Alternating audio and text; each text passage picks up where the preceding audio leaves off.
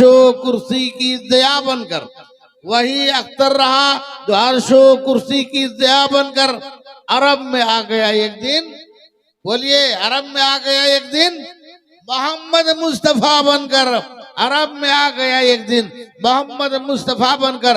अरब में मेरे नबी आए, सऊदी अरब जिसको आज कह रहे हैं आप, अरब में मेरे नबी आए, मक्का में मेरे नबी तशरीफ लाए। मेरे आका जनाबे मोहम्मद रसूलुल्लाह की तशरीफ आवरी हुई वो मक्का जिसके दाएं भी पहाड़ है, बाएं भी पत्थर ही पत्थर है, जमीन जहाँ पत्थर है, आगे पीछे चारों तरफ पत्थर ही पत्थर है। चारों तरफ पत्थर के वजह से वहां के बाशिंदों का दिल पत्थर जैसा था, उनके अखलाक पत्थर जैसे थे, उनके किरदार पत्थर जैसे थे, उनकी सोचो फिक्र पत्थर जैसे थे। तमामों के बीच मेरे नबी जनाब अहमद मुश्तबा मोहम्मद मुस्तफा सल्लल्लाहु अलैहि वसल्लम तशरीफ लाए। वो पत्थर दिल ही तो होगा। एक बच्चा रोता है हमारे बीच से, आपको दया आती है, ये बच्चा क्यों रो रहा है, ये बच्चा किसका है? माँ बाप का दिल तड़प उठता है, घर वाले परेशान हो जाते हैं, देखने वाले परेशान हैं, बच्चा रोया क्यों, बच्चा को क्या तकलीफ पहुंची। सभी जतन में लगते हैं चुप कराने के, उन्हें बहलाने के, उन्हें फुसलाने के लिए। लेकिन बाहर मक्का आप लंबी बात न करके बड़ी मुख्तसर बात करता हूँ। एक साहब यहाँ मक्का में, आपको अल्लाह तौफीक दे, मैं आपको दिखाऊंगा इंशाअल्लाह। वो मक्का ले जाके, अगर तो अल्लाह ने आपके मुकद्दर में लिखा है तो मैं दिखाऊंगा। वो मक्का जहाँ पत्थर ही पत्थर है, वहाँ के लोग कितने पत्थर थे। बेटियों को जिंदा रहना उनको कभी पसंद न था, बेटियों को घर में रहना उनको पसंद नहीं था। तमाम बच्चियों को दफन करते थे, लेकिन माँ ममता की मारी होती है, माँ बड़ी प्यारी होती है। उनके दिल में वो नर्म नाजुक दिल हो, उनके सीने में नर्म नाजुक दिल होता है। वो प्यारी माँ सोची, मेरे सरताज, मेरा शोहर, मेरा जीवन साथी, मेरा पति कारोबार के लिए बाहर गया है। वो उम्मीद से थी, यानी हमल से थी, और हमल से रहने की वजह से वो पति चला गया था बिजनेस में, और इस बीच में एक बच्ची पैदा हो गई। बच्ची पैदा हुई, दिल में ख्याल आया शोहर आएगा, जिंदा दफन करने पे मजबूर करेगा, इसलिए बेहतर है अभी छोटी है, अभी नन्ही है, अभी प्यारी है, इसको मैं रिश्तेदारी में भेज दूं। भेज दी उसने रिश्तेदारों के यहाँ।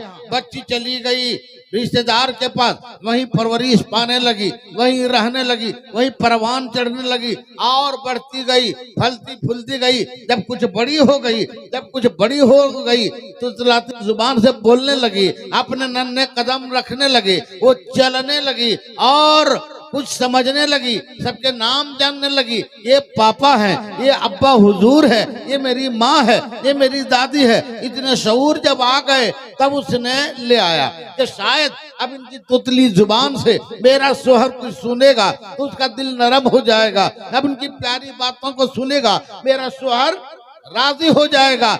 जिनकी प्यारी प्यारी अदाओं को देखेगा, इनके नन्हे मुन्ने चेहरे देखेंगे, इनके छोटे छोटे हाथों से जब प्यार भरी कुछ चीजें इनके हाथ में जाएगी तो दिल नरम होगा, मोहब्बत करने सीख लेगा, ये पत्थर पिघल जाएगा, दर्द आएगा और प्यार करके बेटी से मोहब्बत करने लगेगा। जब ये सोचकर बीवी ले आती है और ले आने के बाद शोहर जब बिजनेस से लौटता है तो देखता है आंगन में एक बच्ची है, देखता है आंगन में एक बच्ची खेल रही है, देखता है एक बच्ची आंगन में एकदम रोशनी बिखेर रही है, एक बच्ची बड़ी लाडो प्यार सी लग रही है, जरूर ये प्यार करेगा। वो देख रहा, चुप है, अभी पानी पी के और इत्मीनान हासिल कर रहा है, अभी घर के खाने खा के वो जरा सुकून इख्तियार कर रहा है। उसके बाद कुछ जब इत्मीनान हुआ तब शोहर के रवैये को देखकर औरत को विश्वास हुआ, यकीन हुआ कि अब मेरा शोहर मोहब्बत से देखने लगा है, मेरा शोहर अपनी बेटी को प्यार से देख रहा है। तो बड़ी प्यार के साथ आपके सामने माँ बैठती है, अपनी बीवी से शोहर पूछता है ये लाडली बेटी किनकी है, ये इतनी अटखेलियां करने वाली बेटी किनकी है, ये छोटी छोटी कदम करम से चलने वाली बेटी किनकी है? इतने नाजुक पंखड़ी जैसे शक्लो सूरत वाली बेटी किनकी है? बड़ी ममता की मारी माँ ने मोहब्बत से अपने सोहरे नमदार को समझाया कि मेरे सरताज, ये आपकी लाडली है, मेरे जीवन के साथी, ये आपकी प्यारी बेटी है, ये जिगर का टुकड़ा आप ही का है। उसने सुना, गजबनाक हो गया। बजाय सीना नरम होने के, पत्थर दिल को पिघलने के, और गजबनाक हो गया, लेकिन जाहिर नहीं किया। ये बेटी मेरी, ये मेरी बेटी है। बीवी बोलती, हाँ ये लाडली आपकी है। इनकी देखिए ना, इनकी खूबसूरती को देखिए, इनके होंठों को देखिए, इनके जुल्फों को देखिए, इनके चलने को देखिए, बोलने के अंदाज को देखिए, जरूर भा जाएगी, आपके दिल में उतर जाएगी। वो सुन रहा है, गजबनाक हो रहा है, और ज्यादा उनके अंदर बहुत ज्यादा जालिमाना रवैया वो अपना रहा है। अब देखते गया, कुछ बोला नहीं। अगर बोलूंगा तो माँ की ममता की मारी माँ हो सकता है कुछ बचाव के उपाय निकाले। बेहतर ये है, ये जो जो तारीफ करती है कर लेने दो, मेरा जो काम है वही करेंगे। लिहाजा वो खाया पिया साथ रहा, इत्मीनान हो गई, मुतमईन हो गई बीवी कि मेरा स्वारी के साथ कुछ जुल्म जालिमाना हरकत नहीं करेगा। अब सोहर पूछता है, मैं जा रहा हूँ एक जगह मेहमानी में, इस बेटी को मेरे साथ लगा दो ताकि मैं लेके जाऊं और मेहमानी में इसको साथ लेता जाऊं। अजीजा ने मोहतरम, आप सुनोगे, आपके रोंगटे जरूर खड़े होंगे। अजीजा ने मोहतरम, क्या वक्त था, क्या दौर था। वो मक्का, पत्थरों का मक्का, कितना सख्त दिल वाले लोग बसते थे। बेटी को सवार दो, इन्हें अच्छे कपड़े पहना दो और बेहतरीन से सवार के मेरे पीछे लगा दो। लिहाजा माँ मारे खुशी के नहला धुला कर, कपड़ा पहना कर, सवार के, कंगा करके, पूरे सजावट के साथ जब बाप के मुंह से ये बात माँ सुनती है कि मेहमानी में साथ ले जाएंगे, वो बड़ी खुशी महसूस की, एकदम गदगद हो गई। लिहाजा जल्दी से जल्दी बेटी को नहला धुला के सवार के बाप की उंगली को थमा दी। ये ले जाइए मेरे सरताज, लाडली बेटी को ले जाइए, मेहमानी में साथ ले जाइए, बड़ी इनकी अदाओं को देखकर आपको खुशी होगी। लिहाजा बाप ने उंगली को पकड़ाया और लेके चले। माँ दूर तक देखती रही, बेटी और बाप की मोहब्बत को माँ दूर तक देखती रही, इत्मीनान के साथ कि मेरी बेटी को अब बाप जालिमाना सुलूक का शिकार न बना के मोहब्बत के साथ फिर वापस लाएगा। लेकिन कौन जानता था वो पत्थर के दिल रखने वाला सोहर का वही रवैया है। उसने साथ तो ले गया। माँ की आंखों से जब ओझल हो गई, माँ ममता भरी माँ जब आंखों से ओझल हो गई, वो दरख्तों और दूर दराज जब वो चली गई, दरख्तों के ओर पे, पत्थरों के बीच में आड़ बनने के बाद जब वो देखा कि माँ अब देख नहीं पा रही है, माँ अब कुछ नहीं करेगी, माँ कोई बचाव नहीं कर पाएगी, मुखालिफत नहीं करेगी, तो वो चला गया। और चलते चलते जब गया तो उसके बाद कहा बैठ जाओ। बैठ जाने के बाद वो अपने फावड़े लिए और उसने बच्ची के जिंदा दफन करने के लिए कब्र खोदनी शुरू कर दी। मैं बड़ी बार गया हूँ, लेकिन परसा 2020 में गया, तब मैं देखा लोग कहाँ दफन करते थे। आज भी देखो, हम लोग क्या करते हैं, उसको छोटी यहरी की तरह है जो काबा शरीफ से थोड़े दूर में है, आज भी उसी शक्ल में आज भी है। जब लेके वो पहुंचा और वो खोदने लगा जमीन, तोतली जुबान से बेटी कहती रही, अब्बा हुजूर आप क्या कर रहे हो? बदन के धूल झाड़ती रही, अब्बा आप पसीने में आ रहे हो, आपके बदन से पसीना निकल रहा है जो अच्छा नहीं लगता है, अब्बा बाद में गड्ढा कीजिएगा। लेकिन जालिम बाप को दर्द न आया, मोहब्बत न जागी और वो कहा तुम चुप रहो। वो गड्ढा खोदता गया और बेटी झाड़ती रही, उनके बदन के धूल को, गर्दों को बाहर साफ करती रही, पसीना पोंछती रही, बाप गड्ढा खोदता रहा, यहाँ तक के जब वो गड्ढा खोद चुका, इस काबिल के बच्ची को उसमें आराम से दफनाया जाए, तो उसने अचानक बच्ची को पकड़ा और गड्ढे में डाला। और जब गड्ढे में डाला तो बेटी के मुंह से एक चीख निकली, अब्बा ये क्या कर रहे हो, अब्बा मेरे साथ अभी क्या कर रहे हो। बेटियों को जिंदा दफन करने और जिंदा गाड़ने का काम बाप करता, कहीं आप जालिम कैसे हो गए। अब्बा मुझे माफ कर दो, मैं आपसे दूर हो जाऊंगी, बड़ी दूर चली जाऊंगी। लेकिन बाप को दर्द ना आया। वो दौर था मक्का का, वो दौर के लोग थे इतने जालिम थे।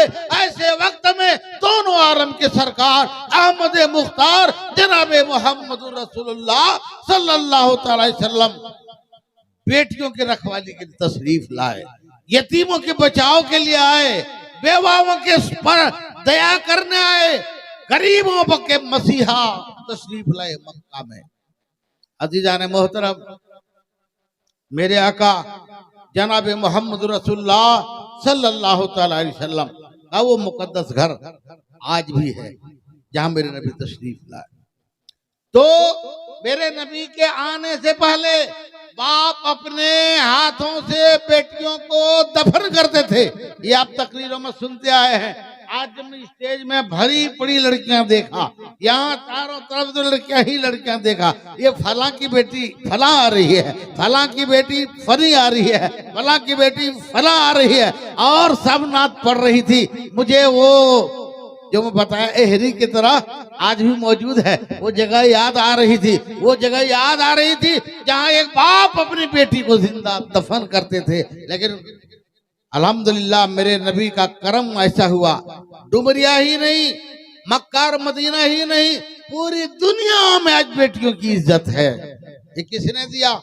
मेरे मुस्तफा जनाब मोहम्मद रसूलुल्लाह सल्लल्लाहु अलैहि वसल्लम। बेटियों को जिंदा दफन न करो, गलत सलूक न करो, जालिम न बनो। कुरान में रब ने आयतें नाजिल फरमाई कि अपने बच्चे अपनी औलाद को कभी भी जिंदा दफन न करो, रोजी के खौफ से। रिस्क देने वाला खुदा है। अल्हम्दुलिल्लाह लोग कहते हैं बच्चे दो ही अच्छे, बच्चे दो ही अच्छे। अल्हम्दुलिल्लाह उस वक्त से लेके आज तक मोमिनों के पास देखिए क्या को बच्ची है, बता रहा था 7 को 7 भी हवल दे दिया, 7 बच्चियां हैं। और मैंने माथे की निगाह से देखी है, आपने भी देखा होगा, जो बेटी वाले होते हैं। एक बेटी, आज मेरे नबी ने पैगाम सुनाया, जो 3 बेटियों को पाल के शादी दे दे, उनको जन्नत की खुशखबरी और बशारत मेरे नबी ने सुनाई है। वो जन्नत में जाएगा, वो जन्नती है। तो जो 5, 4, 6, 7 बेटियों को पाल के शादी दे देते हैं, वो जन्नती अल्हम्दुलिल्लाह आला किस्म के जन्नती होंगे। जिनको दुनिया पर भरोसा है वो एक नहीं पाल सकते हैं, जिनको खुदा पर भरोसा है वो 7 नहीं 10 तक पालते हैं, कभी उफ तक नहीं करते, सबसे उतनी ही मोहब्बत रखते हैं। तो मैं आपको ये नहीं कहता हूँ कि 10 पैदा करवे कीजिए, मैं ये बताना चाह रहा हूँ कि मोमिन अल्लाह पर भरोसा करता है, 7 बेटियों की शादी करा देता है, 5 बेटियों की शादी करा देता है, 3 बेटियों की शादी करा देता है, जन्नत का हकदार भी होता है। और ये बाप कहने का जिम्मेदारी निभाता है। इसलिए ऐ लोगों, बेटियों से मोहब्बत करो, बेटों से मोहब्बत करो, हुस्न सुलूक उनके साथ ऐसा करो कि उसको एहसास नहीं हो कि मेरा बाप मुझको बोझ समझ रहा है, मेरा बाप को मैं भारी लग रही हूँ, बल्कि मोहब्बत के साथ। अब ये बाप जब बेटियों के घर जाता है, पहले से बिछोना तैयार, बेटियों के घर जाता है पहले से मुर्गा तैयार, बेटियों का घर जाता है पहले से खिदमत के लिए सब तैयार। अरे नाना याओ रे,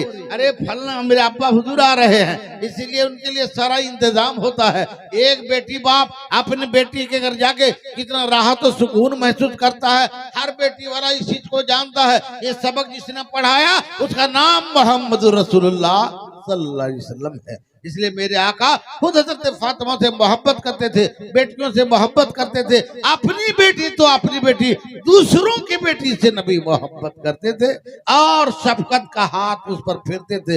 यतीमों से मोहब्बत करते थे और यतीमों के साथ मोहब्बत करने का नबी ने हमें सबक पढ़ाया। इसलिए लोगों, मैं ये पैगाम देना चाहता हूँ कि खाली नारे तकबीर, नारे रिसालत नहीं, अमल के मैदान में जरा उतरो।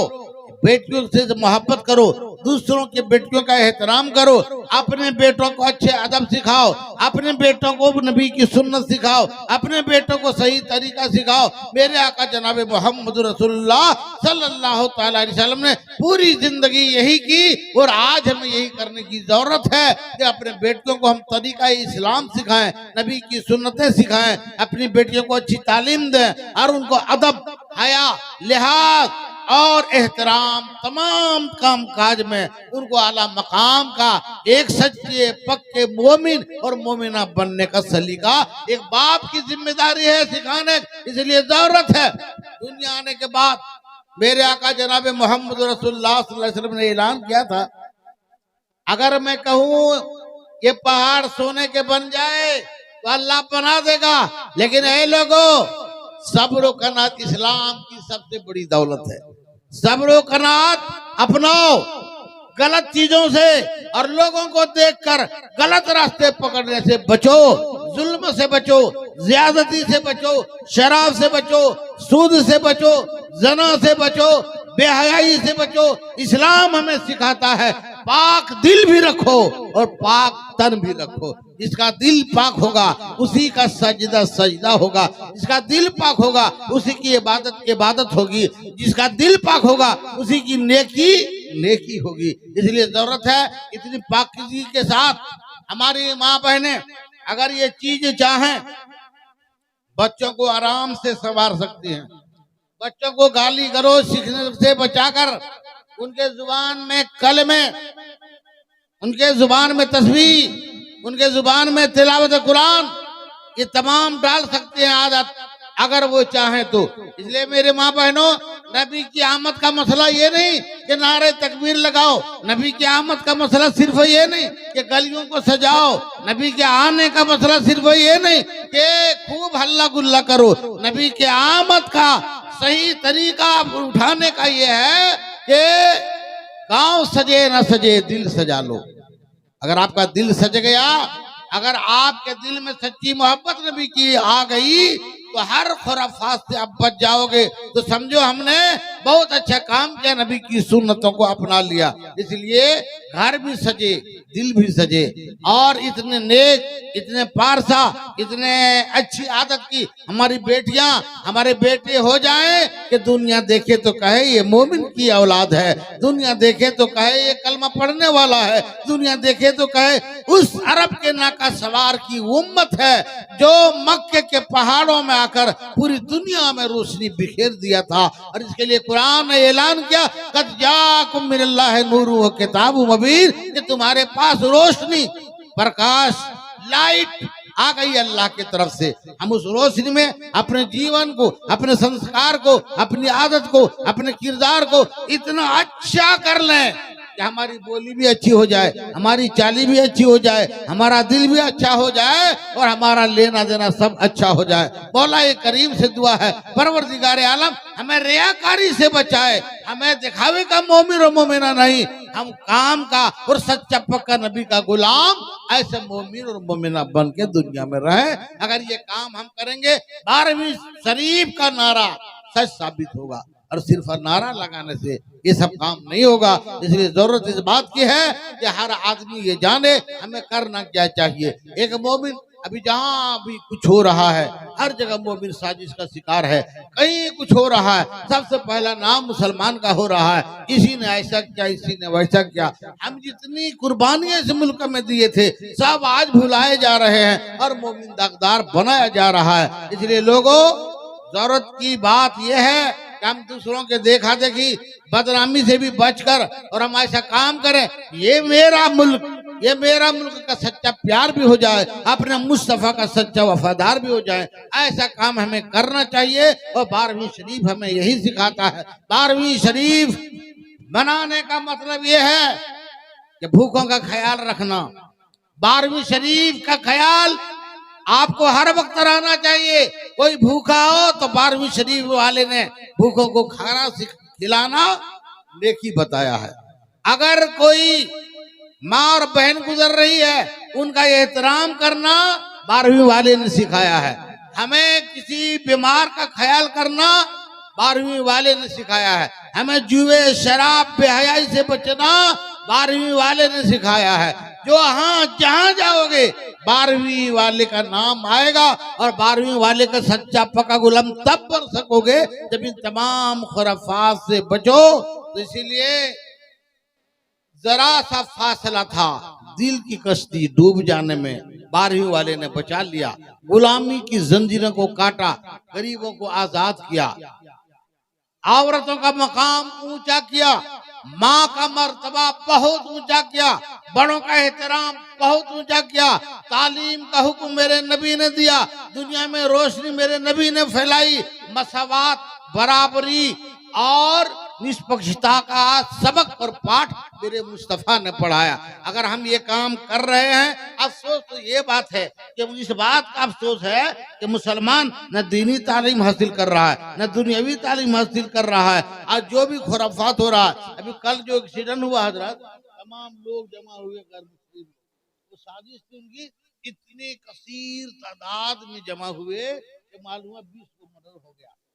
तो हम देखे, आप लोग एक बात बोल रहे थे, ये ऐसी गाड़ी चलाते हैं, ये मुसलमान लड़के लोग ऐसी गाड़ी चलाते हैं, एक जुबान होगी, तब तक कोई कह रहा है उसको मारो, जो चलाए जो होगा देखा जाएगा। यानी एक से एक खाली वो फितना खड़ा करने की कोशिश कर रहे थे। लेकिन अल्हम्दुलिल्लाह मैं मौजूद था, और जो सरगना टाइप के लोग थे उन लोगों से पहचान है, इसलिए ऐसा कुछ हुआ नहीं। लेकिन आज गाड़ी चलाने में बदनाम मुसलमान का, सही मानो में ऐसा चलाता है, इस रास्ते से गुजरते हो आप, गुजरो, देखो आपको डर लगेगा, गाड़ी की आवाज हूं करके आती है, और कहाँ ठोक देता है ले जाके मालूम नहीं है। किसी ने कुछ किया, किसी ने कुछ किया, जितने गलत काम सब हम मुसलमान करते हैं। इसलिए दोस्तों 12वीं की धूमधाम, आज जसीमुद्दीन बाबू सब गए थे, पालो जोड़ी बोले अरे बात देखने बाद दिल बाग बाग हो गया, खाली दिखाने से कुछ नहीं होगा। आज दल देख के कोई नहीं डरने वाला, आपके तादाद देख के कोई नहीं डरने वाला। कलम उनके हाथ में, पावर उनके हाथ में, ताकत उनके हाथ में, सारे कुछ उनके हाथ में। वो जमाना चला गया लाठी वाला।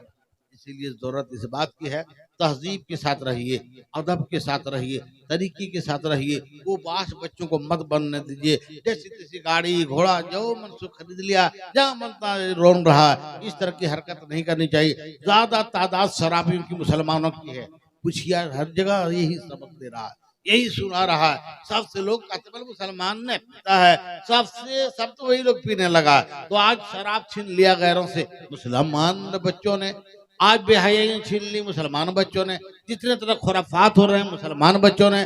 और बच्चियां, अभी 2-4 दिन पहले की बात आपको मैं बता रहा हूँ, 16-17 दिन हुआ होगा, दुमका की एक मुसलमान लड़की आई और परसनी का एक चमार लड़का, सुने होंगे नहीं सुने होंगे, चमार लड़का के साथ मुसलमान की बेटी, धनबाद से 2 लड़कियां आई, अभी महीना भी नहीं हुआ होगा, और गैरों के साथ, और इतनी ढिठाई, अल्लाह अकबर, शर्म से सर झुक जाएगा कि मुसलमान की बेटी है। इसलिए बेटों को भी सुधारो, बेटियों को भी सुधारो, नजर रखो, पैदा करके छोड़ मत दो। स्टाइल के नाम पर, फैशन के नाम पर, बड़ा आदमी के नाम पर, पैसा वाला कहराने के नाम पर जैसे मन तैसे पहना रहे हैं, जैसे मन तैसे छोड़ रहे हैं। ये नबी के आमद का यही पैगाम है, बेशन नबी का यही था। हम मोमिन मुसलमान हैं तो हर वक्त हैं, और मेरे बच्चे भी मोमिन के बच्चे होने के नाते अल्हम्दुलिल्लाह उनके किरदार अखलाक पाको साफ होना चाहिए। ये पैगाम दो लोगों को, और यही सिखाओ। अगर आपने अपने बच्चों को नहीं सिखाया तो दूसरों के बच्चों को आप क्या सिखाओगे। इसलिए जरूरत है कि सबक पढ़, फिर सदाकत का, अदालत का लिया जाएगा काम, तुझसे दुनिया की इमामत का। इसलिए माँ बहनों, आपकी बच्चे जब गाली बकती हैं तो उनको आप रोको। हम सुन के हंस देते हैं, गाली बकेगी, बेहाई करेगी, जहां मन तहां घूमेगी, आपको घुमा के कहेगी, कल सास को भी कहेगी, दोनों घर में फिर झगड़ा होगा और रिश्ता टूटेगा। इसलिए इस तरह की नौबत ना आए। बच्चियों को तकलीफ बर्दाश्त करने की ताकत माँ बाप पैदा करते हैं। ये ससुराल में तकलीफ हो या कहीं भी तकलीफ हो, सब्र करना चाहिए। रब तबारक तआला साबिरों के साथ है। अल्लाह मदद फरमाएगा उस बंदे का जो सब्र करके तकलीफ में भी जुबान से शिकायत न निकाले, इसलिए जरूरत इस बात की है कि हम हर तकलीफ को सह लें। मुस्तफ़ा जाने रहमत जनाब मोहम्मद रसूलुल्लाह सल्लल्लाहु अलैहि वसल्लम की प्यारी बेटी है। जहाँ तो जिसको कहते हैं, चक्की चलाते चलाते हाथ में घट्टा पड़ गया है, एकदम घट्टे पर घट्टे। हजरत अली ने देखा हाथों को, कहा तुम्हारे अब्बा हुजूर मोहम्मद रसूलुल्लाह सल्लल्लाहु अलैहि वसल्लम खादिम बांट रहे हैं, गुलाम बांट, ताकि खादिम एक गुलाम तुमको मिल जाए। हजरत फातिमा गई, खड़ी हो गई। नबी ने पूछा, बेटी किधर आए? किधर आना हुआ? अब्बा हुजूर आप सबको खादिम बांट रहे हैं, सबको खादिम बांट रहे हैं। मेरे हाथ देखिए ना, मेरा हाथ देखिए, चक्की चलाते चलाते हाथ में घट्टा पड़ गया है। नबी ने फिर क्या जाती हो, एक गुलाम मुझे भी दे। नबी ने फरमाया, फातिमा सुनो, मैं तुम्हें एक गुलाम के बदले एक ऐसी चीज दूं जिससे रब राजी हो जाए। अच्छा नहीं होगा? अल्लाह जिससे राजी हो जाए, मैं ऐसी चीज दूं। फातिमा बाप की बात, अहमद मुख्तार की बात, तमाम नबियों के सरदार की बात सुनकर खामोश हुई। कहा, इनायत हो अब्बा हुजूर, या रसूलुल्लाह इनायत हो। नबी ने फरमाया, जाओ। आप भी सुनिए, बेटियों को सुनाइए, माँ बहनों को सुनाइए। नबी ने फरमाया 33 बार सुभान अल्लाह बोलिए, सुभान अल्लाह 33 बार, अल्हम्दुलिल्लाह 33 बार, अल्लाहू अकबर। ये पढ़ो, अल्लाह राजी हो जाएगा। इस तस्बीह का नाम क्या जान रहे हैं? ये तस्बीह की नाम क्या जानो? इस तस्बीह का नाम तस्बीह फातिमा है। नबी ने ये तस्बीह दी, कहा जाओ इसको पढ़ना, रब राजी हो जाएगा। तब से आज तक हर गुलाम सुभान अल्लाह, अल्हम्दुलिल्लाह, अल्लाहू अकबर नमाज पढ़ते हैं, नहीं पढ़ते? इस तस्बीह का नाम तस्बीह फातिमा है। इसको बेटियों को सिखा दो, बीवियों को सिखा दो, घर में सिखा दो, अपने भी पढ़ो। आप भी जन्नती, बेटी भी जन्नती, बेटी माँ भी जन्नती, पूरा घर खुश हो। इसीलिए नौकर लेने से थोड़ी सी मदद मिलेगी। ये ले लो तस्बीह, अल्लाह राजी होगा, जन्नत मिल जाएगी। सुभान अल्लाह। ये काम सिखाइए। आज कोई नहीं है जो बेटी को तस्बीह सिखाए, बेटी को दुआ सिखाए, बेटी को कलेमा सिखाए, बेटी को अच्छी बात सिखाए। इसीलिए अजीज़ान मोहतरम, हमें चाहिए, 12वीं शरीफ का यही माना है। नबी ने जो पैगाम नबी के आने से हमें मिला, उसको अपनाओ, गले लगाओ, दुनिया में भी कामयाब रहोगे, आखिरत में भी कामयाब रहोगे। और हो हल्ला करने से कुछ नहीं मिलने वाला। जरूरत इस बात की अमल के मैदान में उतरना होगा, अमल के मैदान में उतरना होगा। और अमल के मैदान में उतरकर नबी ने जो दिया उसको लेना होगा, पकड़ना होगा, अमल करना होगा। कामयाबी दोनों जहां में मिलेगी। इसलिए अजीज़ान मोहतरम, हम लटक तो नहीं लगाए, हम हंसाना बजाना छोड़ दिए हैं। इसलिए कि मक्का बार बार जाना होता है, वहां से आके फिर जोकड़ी शुरू कर दे तो मेरी खोपड़ी खराब होता है। वो काम करेंगे हम, वो काम नहीं करेंगे। इंशाअल्लाह ऐसा काम करेंगे जिससे आपको नजात मिले, आपको जन्नत मिले, रब राजी हो जाए और बख्शिश का परवाना आपके नाम कट जाए, टिकट जन्नत का कट जाए। वो काम बताएंगे, इसको अपनाइए। यहाँ भी कामयाब रहेंगे, वहां भी कामयाब रहेंगे। और इंशाअल्लाह 12 तारीख को 59 लोग मक्कतुल मुकर्रमा के लिए जा रहे हैं, मदीनतुल नबी के लिए जा रहे हैं। उससे बढ़कर कोई दौलत नहीं है। मक्का से बढ़कर और कोई जगह है क्या? मदीना से बढ़कर और कोई जगह है क्या? पूरी दुनिया में सबसे आला जो जगह है, ये दो जगह है। जन्नत से भी अफजल और बेहतर जगह मदीना शरीफ है। इसलिए इन चीजों को दुआ मांगिए, रब तबारक व तआला आपको हज में वहां बुला ले। या नहीं हज कर पाओ तो उमरा में सही, आप किसी तरह से भी जाओ, मक्का और मदीना पहुंचो। और मक्के वाले, मदीने वाले आका जनाबे मोहम्मद रसूलुल्लाह सल्लल्लाहु अलैहि वसल्लम के दरबार में एक मर्तबा अदब से खड़े होकर कह लो, या नबी सल्लल्लाहु अलैहि, या रसूल सलाम अलैकुम। सामने गुम्बद खजरा हो, एक गुलाम सलामी दे रहा हो, इससे बढ़कर मुकद्दर क्या आपके मांग सकते हैं तकदीर। और खाना काबा में जाकर आप एक मर्तबा हाथ लगा दो और एक मर्तबा अपने सीने और चेहरे में फेर लो, अल्लाह अकबर, रोशन हो जाएगा दिन। इसलिए जरूरत इस बात की है कि हम प्यारे नबी जनाब मोहम्मद रसूलुल्लाह सल्लल्लाहु अलैहि वसल्लम से हजारों मील दूर रहकर जब इतनी मोहब्बत करते हैं तो बुलाते बुलाते तो हुजूर ऐसा भी कोई इंतजाम हो जाए, हुजूर ऐसा भी कोई इंतजाम हो जाए कि सलाम के लिए एक बार हाजिर गुलाम हो जाए। ये दुआ मांगो आप और ये इल्तिजा करो, इंशाअल्लाह मदीने वाले आका बड़ी दर्द रखने वाले और बड़ी दयालु, बड़ी कृपालु और बहुत मेहरबान, रब का मेहरबान महबूब है, वो बुला लेंगे और आपकी हाजिरी हो जाएगी। तो ये प्रोग्राम जो आज आपने सजाया है, मदीने वाले आका मदीने से देख रहे हैं गुलामों में कौन कौन बैठा है, किन किन ने मोहब्बतों का इजहार किया है, किन किन लोगों ने अपने वक्तों का वो कीमती सरमाया मेरे नाम लुटाया है, मदीने वाले देख रहे हैं।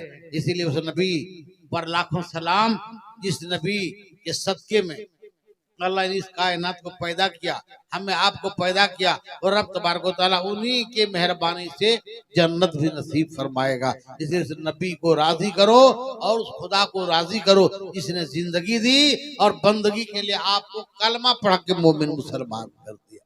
न तो बंदे बहुत थे, इधर वाले टीटी वाले उन्हीं के बंदे हैं, दुनिया में जो जो मजहब मानते हैं सब उन्हीं के बंदे हैं, लेकिन तुम वो बंदा हो जो तमामों में चुन कर रब ने कलमा का मुहर सीने में लगाकर नबी का गुलाम बनाकर जन्नत का हकदार बनाया है, वो खुश नसीब तुम हो।